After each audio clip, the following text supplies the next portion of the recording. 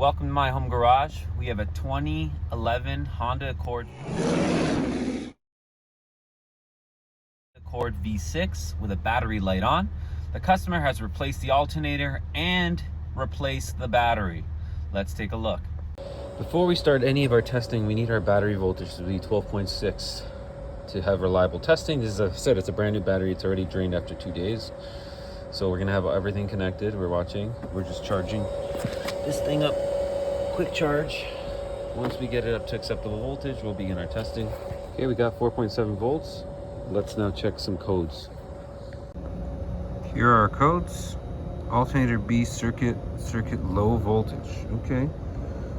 It's a 16 BB. All right. Those are our codes. Okay, so if you follow the schematic, we delete the DTCs, run the car, turn everything on. The DTC returns immediately, so it's yes. We go to step 7. Check for poor connections and loose terminals at the alternator and underhood fuse box B+ line. Okay, so that is this. There's your ELD. There's your main fuse. It's not popped. There is your 2 fuses. Give me a second. Your test light. Ideally a bulb, not LED. So here, let's confirm that this fuse is good. Good. Good. We have power here. Good. Good. Good. ELD. Good. So there's power everywhere. Nothing's blown. Okay. So now take a look at my amp plant. It is connected as close to the alternator as possible. We're reading 0 amps. So this alternator is not charging at all. If we put this on this one here, that is coming from the alternator, 0 amps. If you put it on the one that comes from the battery, it's pulling 1.7 amps. But what you have to remember, it's the car taking amperage from the battery to run stuff. It is not the alternator charging. You have to remember there's a difference. If the alternator is charging, the voltage would be coming this way, and it would be pulling a lot more than this. That's only 1.4 volts that the car is requiring. Another confirmation is there's your codes, low voltage. If you see what it says could be the problem, it says terminal B loose connection. There isn't a fuse, no, and ECM failure. Now it is possible that the ECM has failed.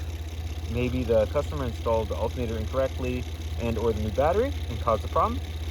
That is a possibility. Okay, but let's go back out and we go live data. Here's everything I pulled up. So there's our battery voltage, 11.4,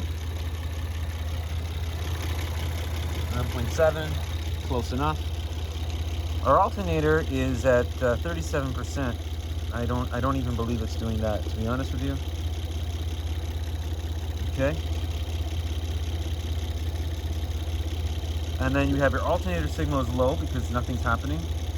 Alternator control wants 14.7 volts. The ELD detector load says it wants 15.5 amps. So the alternator should be full field right now.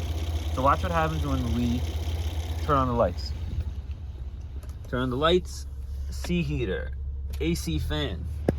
So now there's excess load on the vehicle. So look at what the ELD, the load, it wants 47 amps. Okay?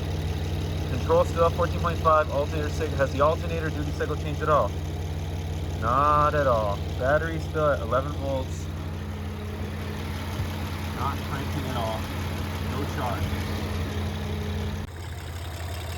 In my personal opinion, this alternator, when I checked it the other day, was only charging at 12.8 to 13.5 volts, and it would, as you loaded up the vehicle, it would go down to 14.5 volts. Sorry, 12.5 volts. So it could not keep up with the demands of the vehicle. We believed it was because the battery was old and degraded, so the customer got a new battery. The customer installed his own battery. Now the alternator is not working at all. So do we condemn the alternator? Is there a PCM failure? So if we go back to our board, right? We checked all our connections. Okay, are the connections good? Yes, go to step 8. So let's go to step 8. So step 8 is check for an open wire. You can do alternator under hood box. Well, I checked the harness. I did a resistance check. The harnesses seem to be okay. So what's the next step? Replace the alternator. Let's say you change the alternator and it's still detected. Check for poor connection, start over. There is nothing else that could set this code except for a bad alternator or poor connections. And I checked most of the connections. And unless something happened overnight, that's what the problem is.